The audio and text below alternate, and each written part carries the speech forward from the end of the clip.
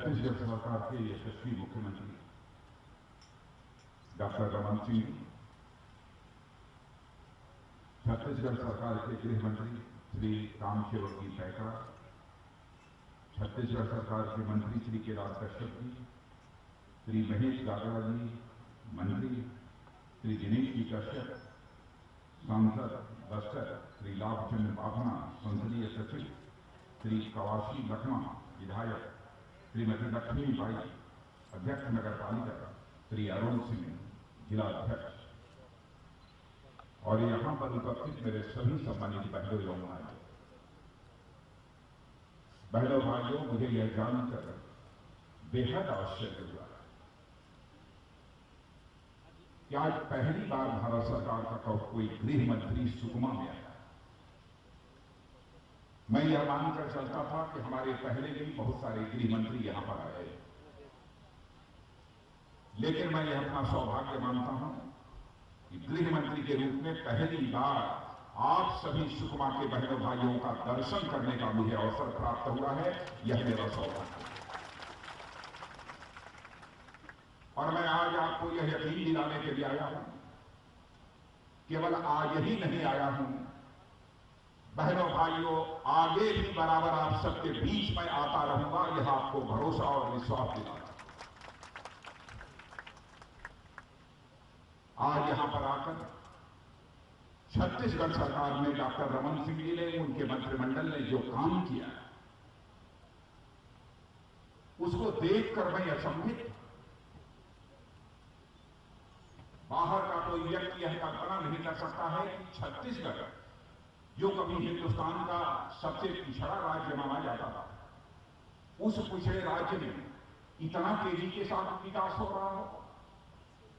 यहां पर एजुकेशन का जो हब बना, मैं गया था, कुछ बच्चों की उंगलियां कंप्यूटर पर थिरक रही थी, कुछ लड़कियां सिलाई का काम कर रही थी, तरह तरह की कलाकारी का काम कर रही थी। उनके अंदर हुनर विकसित करने के लिए उन्हें प्रशिक्षण दिया जा रहा था। मैंने पूछा उन बेटे बेटियों से कि तुम बच्चे कहां के रहने वाले हो, तो उन्होंने बहुत ही चुस्त दुरुस्त, जैसे कोई नौजवान, कोई बच्चा हो, कोई बेटी हो, उन्होंने कहा कि हम सब सुकमा के रहने वाले हैं।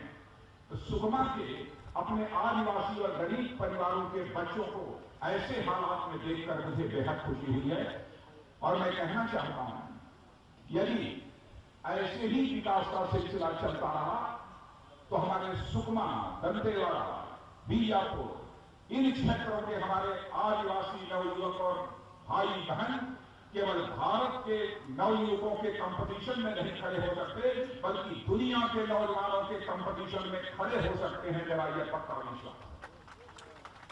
दुनिया की स्पर्धा करने की इनके अंदर ताकत है, इनके अंदर वह कुव्वत है।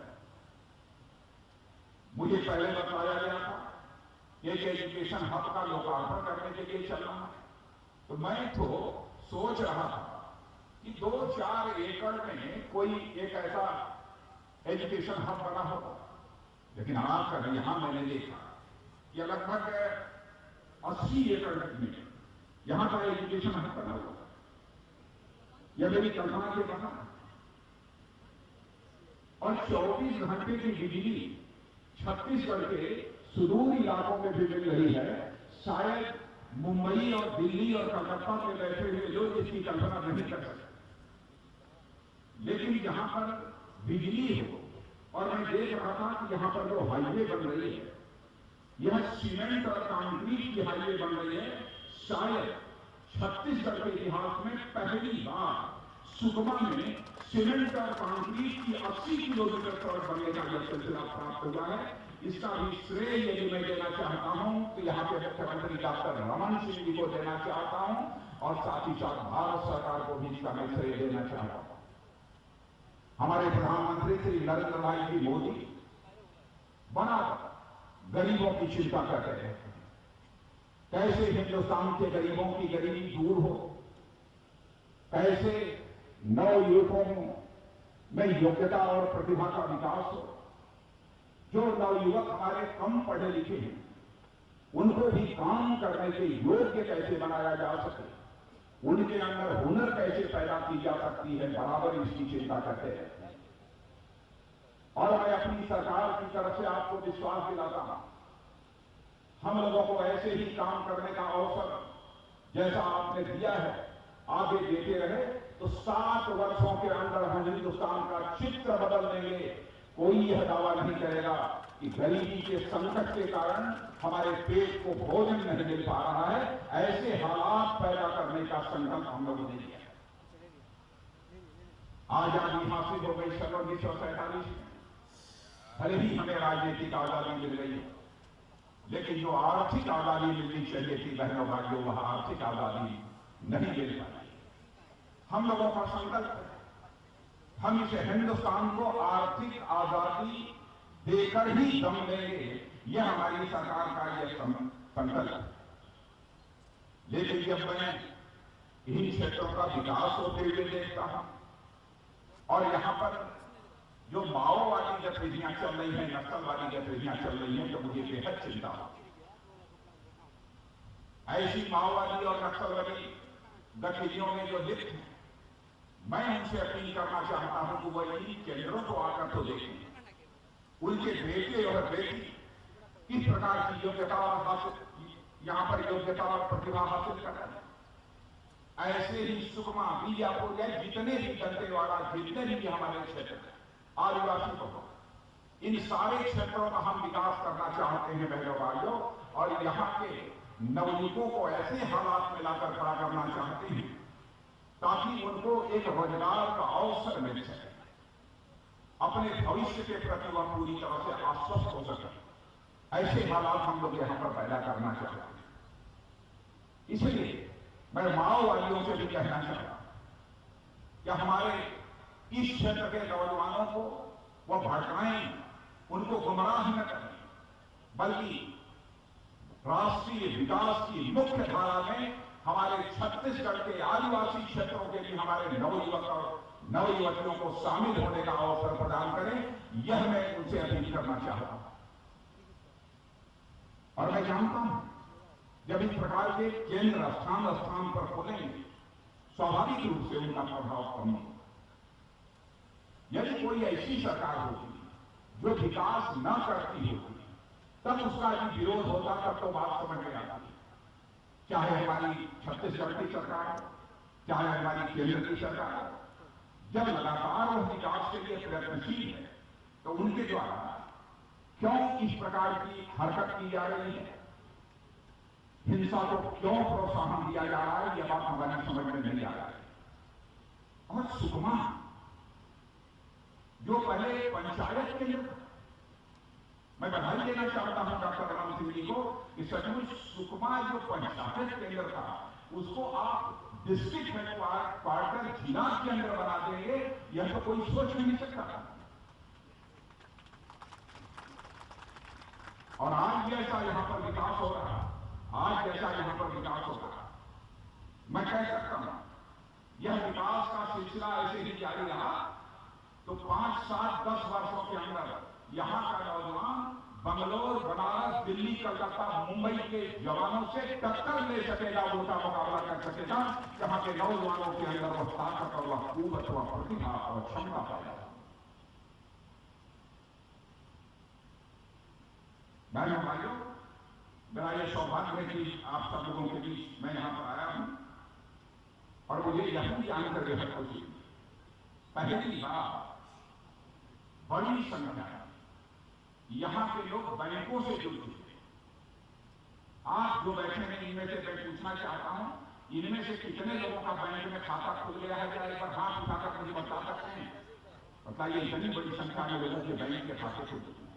इसके पहले नहीं खुला करना, इसके पहले नहीं खुला करना, पहली बार। यानी पहले बड़े बड़े धनदार से धनवान लोग ही बैंक के दरवाजे पर दस्तक दे पाते थे, लेकिन हमारे प्रधानमंत्री श्री नरेंद्र मोदी जी ने जो प्रधानमंत्री जन धन योजना प्रारंभ की है, उसके परिणाम स्वरूप हिंदुस्तान के 99.7% परिवार बैंकों के साथ जुड़ गए। 99.7% परिवार।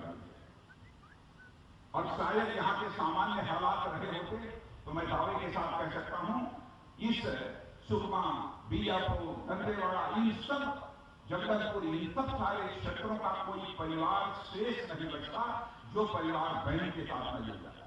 एक परिवार, आपकी आर्थिक सुरक्षा, आपकी सामाजिक सुरक्षा की गारंटी देने का फैसला हम लोगों ने किया। अभी आपके मुख्यमंत्री डॉक्टर रमन सिंह जी उन सब सारी योजनाओं की आपके सामने चर्चा कर रहे हैं।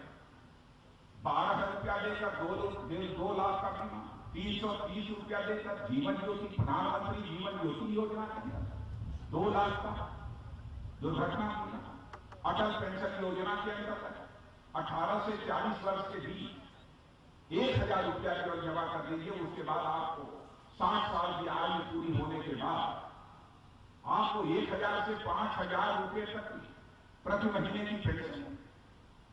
क्या इसके पहले किसी सरकार ने इस तरीके से गरीबों की चिंता की थी? भाइयों, आप सभी का सहयोग प्राप्त होना चाहिए। और आज मैं अपनी दाहिनी तरफ जिधर मैं मूली दिखा रहा हूं, मैं बैठे बैठे राम सेवक जी पैकरा से पूछ रहा था कि ये बेटे और बेटियां जो बैठे ये कौन है, इनके वेश को देख। इन्होंने कहा कि इन बेटे और बेटियों की आज शादी होने वाली है, यह जानकर मुझे बेहद खुशी हुई है। और मैं इन सारे बेटे और बेटियों को अपनी तरफ से मैं आशीर्वाद देता हूं और अपने प्रधानमंत्री की तरफ से भी सारे बेटे और बेटियों को मैं अपनी तरफ से आशीर्वाद देता हूं। और यहां से जब हम उठेंगे तो उसके बाद हम मुख्यमंत्री जी और मंत्रीगण थोड़े देर आपके बीच आकर और आपके साथ हम फोटो भी खिंचाएंगे ताकि यह भविष्य में भी हमारी याददाश्त यह बनी रहे। इस कारण आपके बीच भी हम आना चाहिए। आप सबसे मिलकर मुझे बेहद खुशी हुई। हर प्रकार का समर्थन, हर प्रकार का सहयोग आपका चाहिए। मैं यहां के नौजवानों का आह्वान करता हूं। प्रदेश सरकार भी आपके साथ खड़ी है और केंद्र की सरकार भी आपके साथ खड़ी है। और गृह मंत्री होने के नाते आपके मुख्यमंत्री जी तो बराबर आते हैं, लेकिन गृह मंत्री होने के नाते मुझे बताया गया है कि मैं पहली बार आया हूं, तो मैं फिर से आपको यकीन दिलाकर अपनी बात समाप्त करूंगा कि बहनों भाइयों, यदि आज आकर आपसे जुड़ा हूं तो भविष्य में भी आपके साथ जुड़ा रहूंगा और बराबर मैं सुकमा और इन क्षेत्रों में आता रहूंगा।